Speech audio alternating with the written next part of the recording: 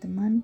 Di sini kami dari kelompok 3 akan mempresentasikan hasil diskusi kami mengenai studi kasus sistem sirkulasi kadar kolesterol darah tikus putih atau ratus novargitus hiperkolesterolemik setelah perlakuan VCO. Sebelum memasuki topik pembahasan, di sini terdapat anggota kelompok 3 yang pertama ada Priska Agustina, 2 Maranata Agustina, ketiga ada Safira Ulfi, dan yang terakhir ada Nida Cahyani. Nah, di sini terdapat topik pembahasan yang akan dibahas. Yang pertama ada ringkasan materi, 2 identifikasi masalah, hasil penelitian terkait masalah, keempat ada cara penanganan, dan yang terakhir ada relevansi dengan materi.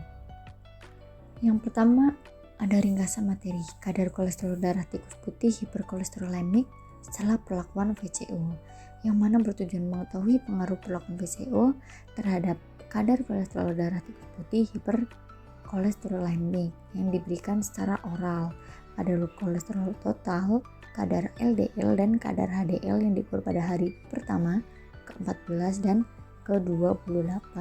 Kadar kolesterol dianalisis dengan ANCOVA dan dilanjutkan dengan uji kontras pada taraf signifikansi 5%, menunjukkan bahwa perlakuan VCO ini pada berbagai dosis berpengaruh nyata terhadap penurunan kadar kolesterol total darah, kadar LDL darah, dan peningkatan kadar HDL darah tikus putih hiperkolesterolemik yang akan mengurangi risiko terkena penyakit kardiovaskular. Penyakit kardiovaskular ini merupakan penyakit degeneratif yang paling sering terjadi dan menjadi pembunuh utama di negara-negara industri yang berkaitan dengan aterosklerosis. Apa sih aterosklerosis? Ini adalah pengerasan arteri yang disebabkan akumulasi kolesterol dalam pembuluh darah akibat tidak imbangnya influx kolesterol. Terjadinya PKV ini dapat dikurangi dengan adanya menurunkan pembentukan aterosklerosis dengan menurunkan kadar kolesterol dalam darah dan meningkatkan kolesterol lipoprotein berkerapatan tinggi.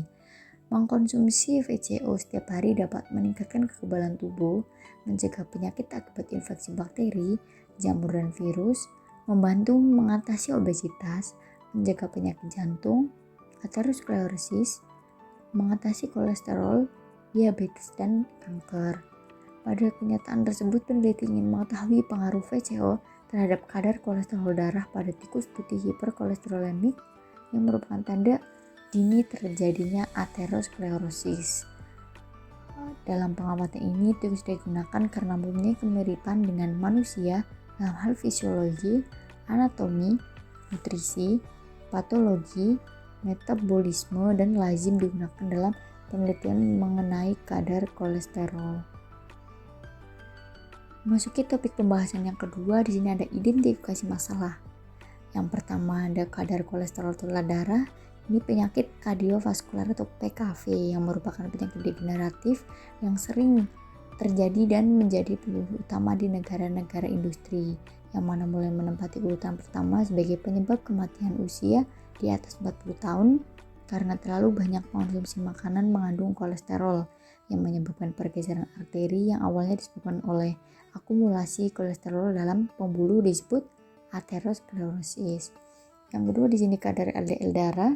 Tanda dini aterosklerosis ini terjadinya injuri pada dinding pembuluh darah, khususnya endotel, yang diikuti pengerahan limfosit dan monosit, pembentukan makrofag, deposisi lipid, proliferasi otot polos, dan sintesis matriks ekstraseluler.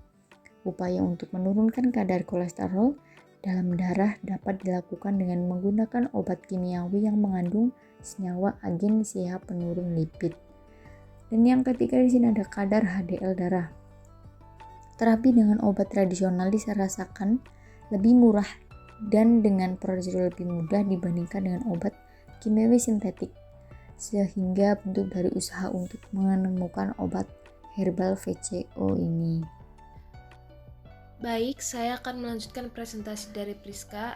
Jadi dalam hasil penelitian terkait masalah yang diamati ada kadar kolesterol total darah, kolesterol LDL, kolesterol HDL. Untuk kadar kolesterol total darah hasilnya pada perlakuan yang diberikan FCO maupun simvastatin bisa menurunkan kadar kolesterol total darah secara signifikan.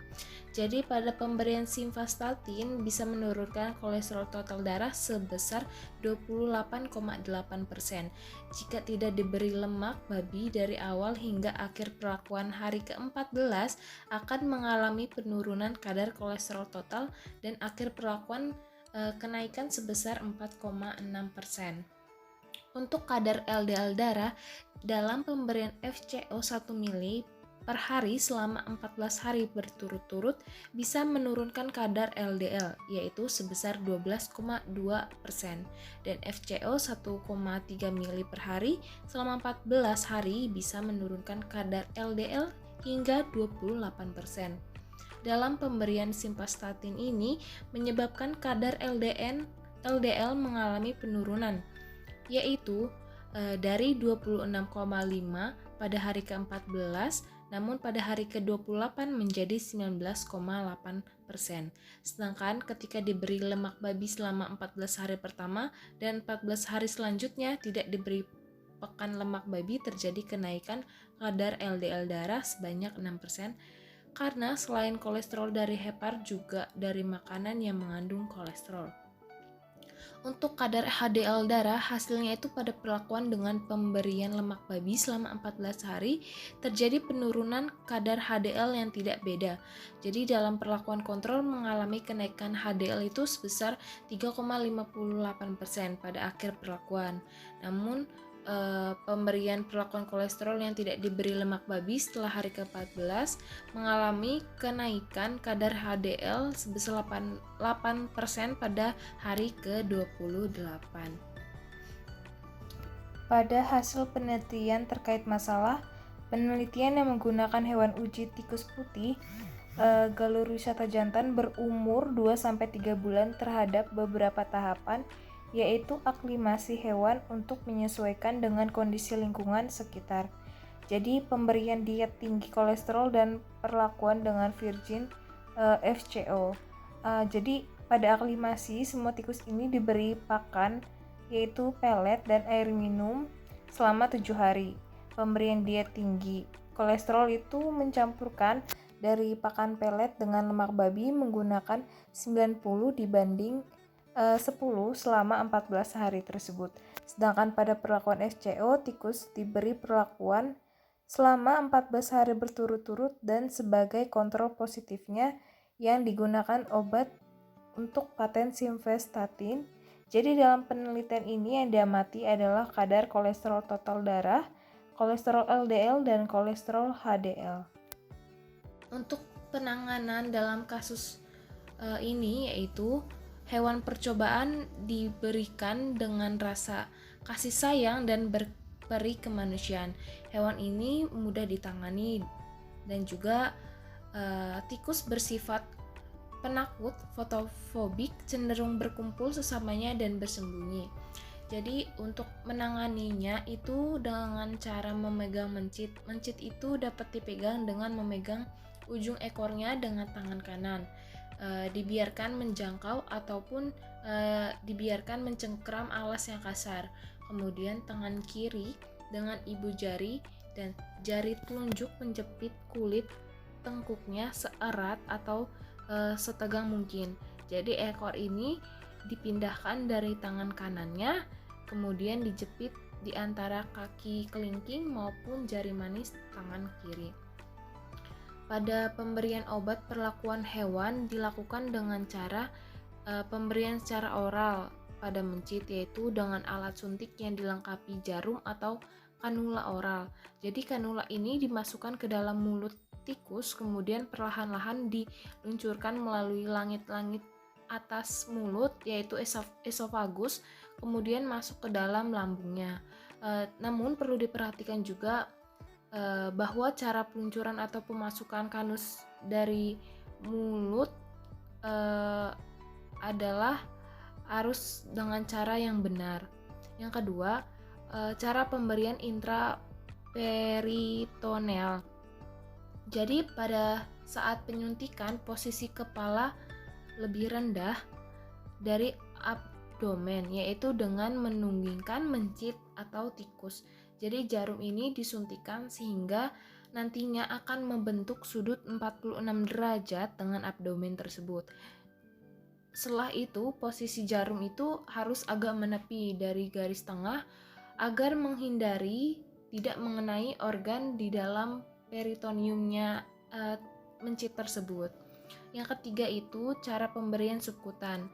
Jadi pada pemberian subkutan ini disuntikan di bawah kulit pada daerah kulit tengkuk, kemudian dicubit di antara jempol, kemudian jarum tersebut dimasukkan di bawah kulit di antara kedua jari tersebut.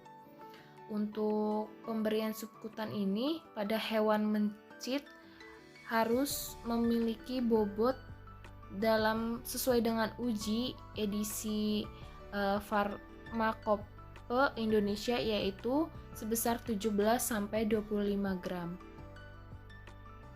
Jadi relevansi dengan materi dalam hal ini sistem sirkulasi itu adalah sistem yang sangat penting di dalam tubuh. Jadi ketika terjadi gangguan pada sistem vaskuler tubuh, maka sistem sirkulasi atau peredaran darah pada pembuluh darah dapat terganggu dan bisa membuat metabolisme tidak berjalan dengan baik dan sempurna.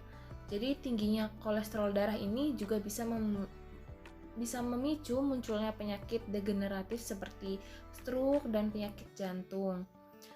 Dalam mengkonsumsi FCO ini juga bisa menghambat kolesterol yang dapat menyumbat dalam pembuluh darah, selanjutnya bisa menyebabkan penyakit stroke hingga jantung. Pada hasil penelitian juga disebutkan bahwa asupan asam lemak jenuh rantai panjang menyebabkan peningkatan kadar kolesterol darah yang berbeda daripada asam lemak jenuh rantai medium. Untuk kandungan fitosterol pada FCO itu bisa menghambat penyerapan lipid pada usus. Jadi fitosterol dalam usus bisa menurunkan kelarutan trigliserida dalam misal yang bisa menyebabkan menurunnya penyerapan trigliserida di usus dan meningkatkan ekskresi trigliserida feses. Jadi untuk kesimpulannya pada studi kasus kelompok kami yaitu pemberian FCO ini pada tikus mengakibatkan penurunan kadar kolesterol dan kadar HDL secara signifikan pada taraf signifikasi 5%. Juga tidak berbeda nyata dengan pemberian obat paten simvastatin sebagai obat penurunan kolesterol. Berikut adalah daftar pustaka yang kami gunakan dalam menyusun studi kasus pada kelompok 3. Kurang lebihnya mohon maaf apabila ada salah kata. Terima kasih.